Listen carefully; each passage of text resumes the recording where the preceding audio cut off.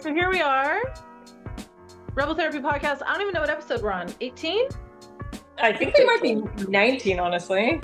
Doesn't really matter. We're just going to keep going because it's fun for us, and hopefully you guys enjoy it as well. And if you do, please like and subscribe. That helps us. You know the drill. Today, we're going to have a conversation because I'm thinking that you and I don't necessarily see this in the same light, which I think is kind of interesting and kind of exciting. And so we're going to talk about shame. Yes. And I want to ask you, can I ask you one question before we even get into it? Sure. When I say shame, what does that feel like for you? In your body, what does shame feel like? It definitely has an icky quality. I think it's like, I kind of want to hide behind a rock. Like when I think about how I feel about shame, is this very like, I don't want anyone to see me in it.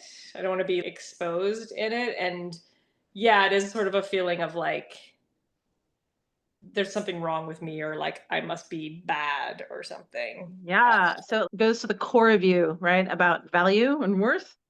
For me, the word that always comes up is corrosive. It feels rusty and dangerous and like it's eating away at me or something. We were chatting before this filming about whether or not there is a fundamental use for shame. Is it useful? Do we need it? What does that look like? I think you were making the case that you thought there might be some use.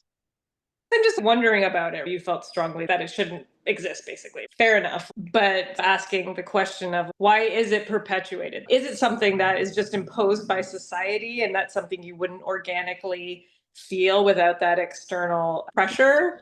Or is there some internal use for shame that is different from feeling guilt and wanting to make reparations? Okay, so let's identify, or maybe I'll just lay out what I think guilt is and the use for guilt, because I believe very strongly that there is value in feeling guilty. I think the way that many of us use guilt as a strategy is not necessarily all that healthy, but that's a conversation for another time. I'm talking about well-deserved guilt. You've done a thing that has injured someone, right? Intentionally, unintentionally, it doesn't really matter, but you realize that you have transgressed. You feel guilty, and then you make amends, learn from that, and do better next time. Right. As a strategy for learning how to be in society and successful in relationships, I think guilt has a place.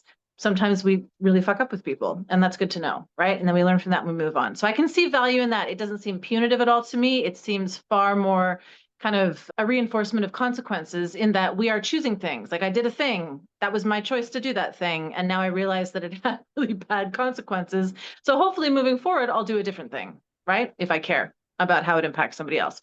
So I see that as a healthy and useful strategy. As opposed to shame, I don't see any value in shame, actually. Little kids don't feel shame. They have to learn to feel shame. And I find that very interesting. Whereas a kid who hurt somebody else accidentally feels bad. They feel bad. They don't feel ashamed, but they feel bad. So I'm curious about that. I mean, I'm also not a sociologist, so, take that with a grain of salt. But you are a mother, so at least you witnessed a child growing up. And I also feel, as a parent, like I think the worst thing we can do to our kid is heap shame upon them. And I really think that very often the shame that we carry is not ours. I think it's been given to us by someone else. Guilt is ours. My guilt is mine. Absolutely. But my shame, I don't know. And then even from a practical perspective, like what is the purpose of shame? How does it help? Yeah, I guess I'm not sure. Like when I think about the difference or how it's been framed to me between guilt and shame, it's like guilt, you feel like you did something wrong. With shame, it's like, I'm wrong. But do you know what I mean? You take it away from like you just doing an action that then is perceived, like you did something bad, whatever that means, but like bad, or you hurt somebody, injured somebody. The action itself has the moniker. As opposed to the shame being like, I'm wrong. Like I did this thing and that makes me bad. Like it speaks to your sense of value or worth. Exactly. And I think that's why it can feel so wounding and go so deep, right? Well, the word that came up for me, honestly, is annihilating. Like I think that shame feels like obliteration, feels like death. And I just cannot believe that there is some use for that. And even the way you framed it, which I thought was so perfect, right, is the distinction between you did a bad thing and you are bad. Yeah. Most of us are not bad. Well, I believe this. And I talked to my son and he thinks I'm deeply naive. He's 19. Fair enough. Love him so much. But like, maybe I am deeply naive. I don't think I am, but I really don't think that most people are fundamentally bad. I think we have the ability to be good and bad. I think we're human beings, right? We're Yeah. both.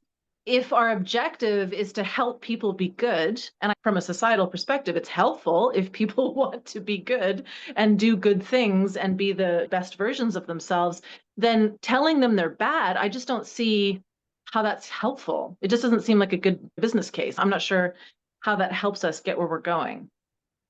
When I think about it in terms of like, how would it motivate? So, say I did something, I feel bad about it, and I'm like, that feels really icky. When I'm presented with a similar circumstances, maybe I remember that feeling strongly and it might shift me away from doing that. I'm not saying that's a great coping strategy or lesson that you should be taking, or that that's a better way to do it than to feel guilty about the thing, process that, and then move on. That shame maybe often happens when you don't have anyone to process that experience with. Learning that as a kid, where it's like you threw a rock and someone got hurt and they're crying, and you're like, I feel bad about that. I didn't actually want to hurt them.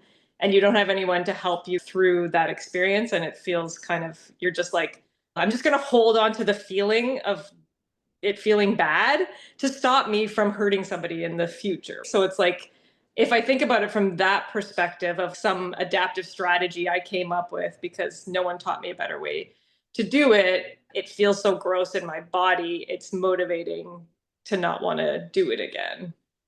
Yeah, I hear what you're saying, and I don't think you're wrong. But what's interesting to me is that there is actually, and I'd have to now seek out the actual study.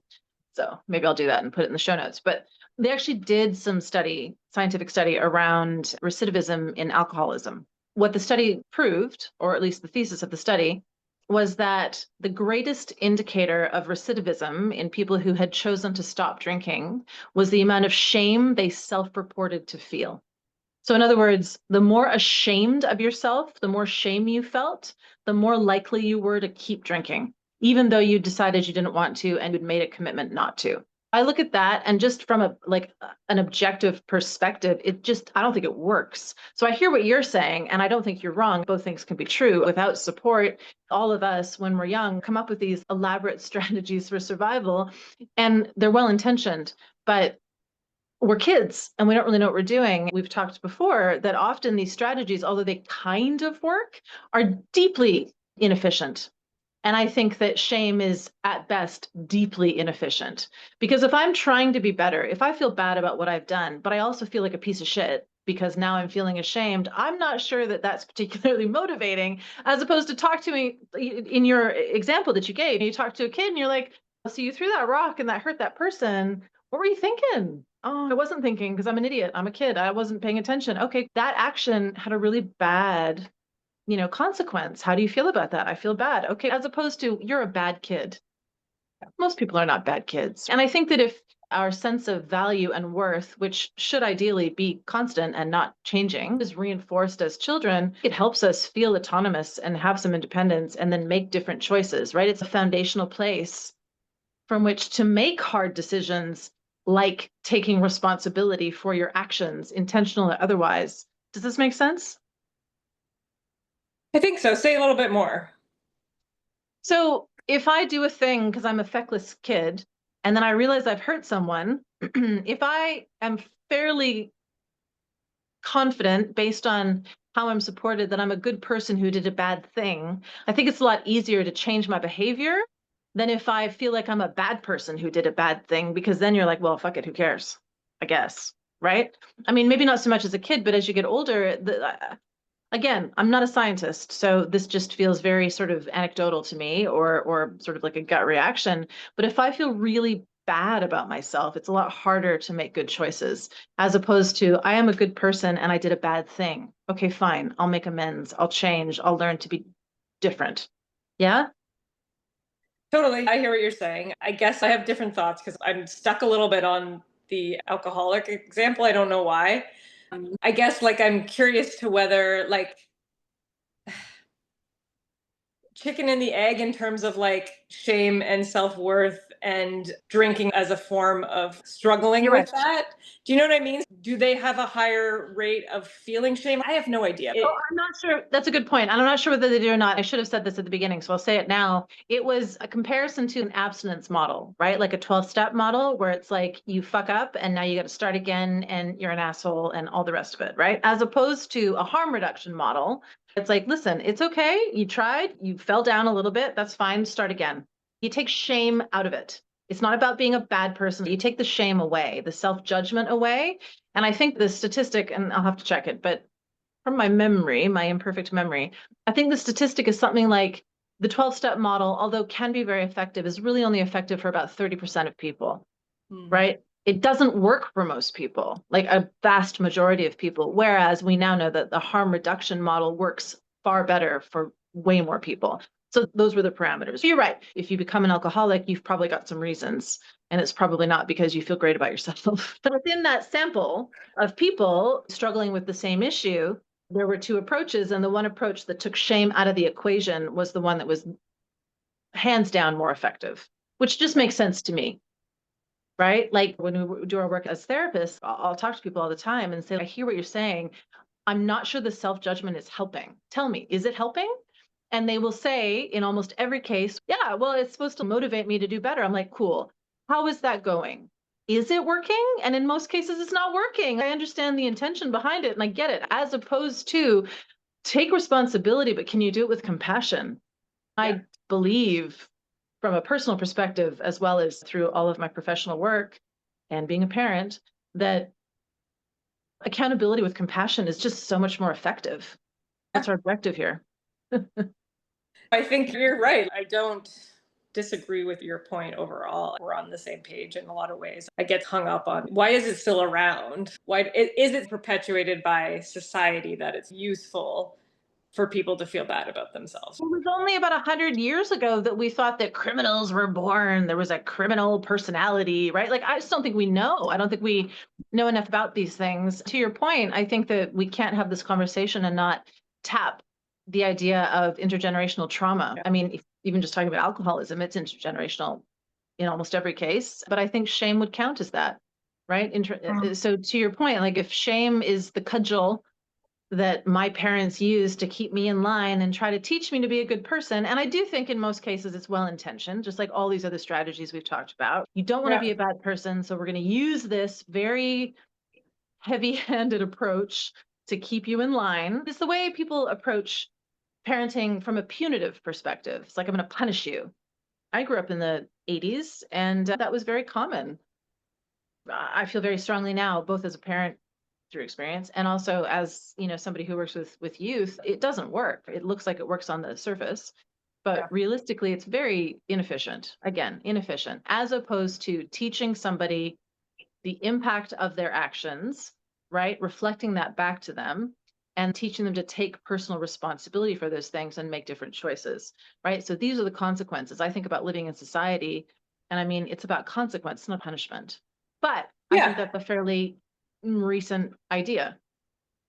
Yeah, that makes sense. And I think you're right in terms of these things being passed down, right? Where if you're a parent with not a lot of support or other resources, you default to what you were taught. So if you Yes. were taught with Yeah. shame, you shame your kid. And like you said, it comes usually from a well-intentioned place of like, I want you to be successful in society. Like I don't want you hurting people. I want, like sort of thinking that you're doing the right thing, right? By passing that on.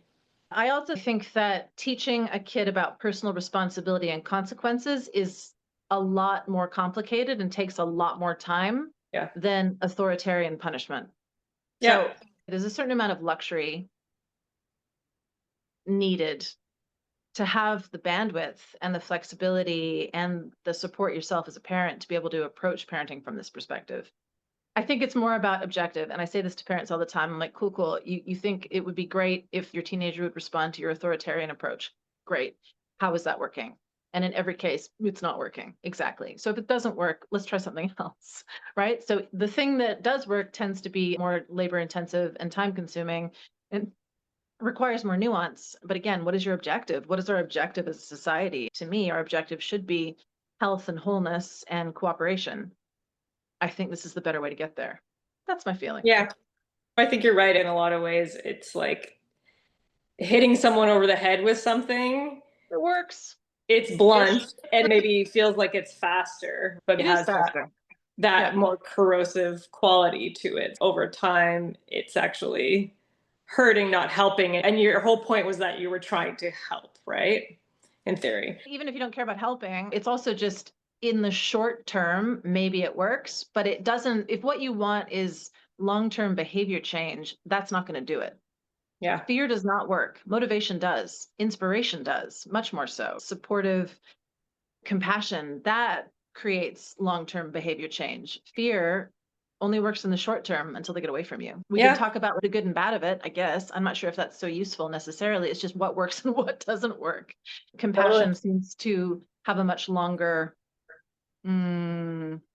success rate, or it's successful for longer. You know what I mean? Yeah, I get what you're saying. It might actually shift things the way you want, but it does require that level of bandwidth and emotional regulation, right? Especially as a parent, you still see parents yelling at their kids because they have hit some internal breaking point. It has nothing to do with their children in a way. It's just like they can't manage their internal feelings. So they're like, I need you to stop being how you're being so I can feel okay. Right? Yeah. So if I can't regulate myself as an adult and I'm screaming at you, my kid, because I need you to shut up so that I feel better, as the kid, I'm like, well, I guess I'm a piece of shit, whatever. And then it just goes on and on and on. Right. Yeah. I talk to parents all the time, and every now and then it's gotten a bit better, which is great. But for the longest time, I would hear from people like, well, don't all parents yell at their kids? I'm like, no, it's not inevitable. It's not a foregone conclusion. But to your point, if I'm not going to yell at my kid, I make the decision not to do that for all the reasons. We know it's super destructive and violent and hurts them and isn't very effective. I need to know how to support myself so that I don't resort to yelling. Now we're back to societal supports. It all comes back to that. If you don't have societal supports, how can you support yourself internally to make different decisions, make healthier decisions, things that actually feel better in your body and actually feel ultimately more sustainable? It Yeah. takes support. Or even know that there are alternatives that are healthier. I talk to so many people who don't even know that there are alternatives. I don't have to yell. What are the alternatives? I don't know how to do it. Great. These are the alternatives. Oh my God, that's so much better. Yes, it is. But until you've been taught that, you do what you know. I think That's shame. it kind of goes back to what we've talked about before, where it's like, even though something feels natural, that doesn't make it good, or it doesn't make it inherently the way to do something. It's like, doesn't mean it can't be interrogated and be like, yeah, maybe there is a better way. And I would even add to that, just because it feels natural doesn't mean it is. Because if I learn something at 2, it's pretty well learned, doesn't mean it's natural. I talk to people about that all the time. This is just how I am. I'm like, this is how you've learned to be. There are some things that are inherent, absolutely, personality traits. We can talk about that another time. But these things that we're talking about, an understanding of shame, this is not inherent. This is learned. And so if I learn it one way, it means I can learn it a different way as well, which is sort of the point. Some of the work that we do. That's the upside of, well, that's the upside of what we're talking about. One of the basis of our entire job is like the idea that you can choose a different way if you have enough support and awareness around it. That other way will be easier from the perspective of it will be more efficient, more flow, right? Still hard work, but not rolling Sisyphean. I never get that right. Anyway, whatever Sisyphus did, rolling Sisyphean? what is it? Sisyphean? Let's go with that. Sisyphean. Sisyphus rolling the ball up the hill. It doesn't have to feel like that, is my point. Totally. And it's like, even to your point about like our judgments about our feelings, it's like Sisyphus rolling the ball up the hill, like telling himself he's a piece of shit for rolling the ball up the hill, you know, like that there's this or like, pat on the he's a hat piece of shit because it shouldn't feel this hard, but it does. You say, well, it does. Anyway, yeah, exactly. Exactly. All of it. So we're actually more closely aligned than we thought at the beginning, it would seem.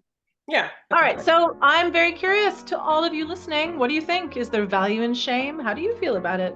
Do you think that we should be shaming our children? It's a bit of a loaded question, but what value does shame bring, if any? Curious to hear what people think. Yeah, like what role does it actually take in your life, and does it have does it feel functional? Oh, I love that. That's a great way to say it. Does it feel functional? Exactly. Good discussion, Michelle. Thank you. All right, talk soon. Bye. Bye.